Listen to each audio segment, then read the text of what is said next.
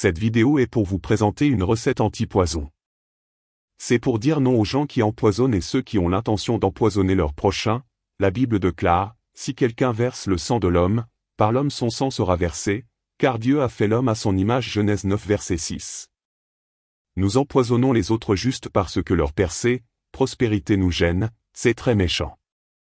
Lorsque t'as rien, personne s'intéresse à toi, dès que tu commences à briller les yeux malveillants s'ouvrent. C'est pourquoi dans cette vidéo nous disons non à l'esprit d'empoisonnement. T'as une réunion, une conférence, une fête, tu doutes de la présence de certaines personnes, cette vidéo est pour toi. Comme ingrédient pour notre antidote, vous aurez besoin d'aloe vera, du charbon de bois ou végétal et de l'huile de palme. L'aloe vera favorise l'élimination des bactéries, déchets et toxines. Il nettoie l'organisme en profondeur, agit sur la circulation lymphatique, les fonctions rénales, hépatiques et biliaires. Si tu es sous cure, n'hésitez pas à demander l'avis de ton médecin. Très important. Le charbon activé ou végétal. En cas d'intoxication aiguë par ingestion ou autre voie, il peut être utile pour diminuer l'absorption d'un toxique. La poudre de charbon de bois empêchant ainsi le passage de toxiques dans le sang. L'administration orale de charbon de bois activé absorbe le poison.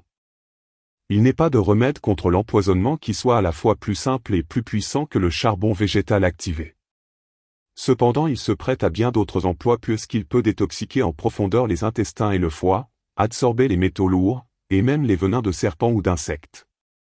Connu depuis 1550 ans avant Jésus-Christ, c'est dans le traité médical du papyrus des Hébers que l'on trouve les premiers écrits évoquant la puissance thérapeutique du charbon végétal. Le charbon capture donc un bon nombre de poisons et de produits chimiques que nous pourrions subir à différentes occasions. C'est pourquoi même lorsque l'on mène une vie saine et que l'on montre une grande prudence vis-à-vis des pollutions issues de la société moderne, il est tout de même conseillé d'entamer une cure de charbon au moins une fois par an. Nous avons le charbon de bois ou activé et le charbon des coques de coco, obtenu suite à une double calcination des coques de noix de coco.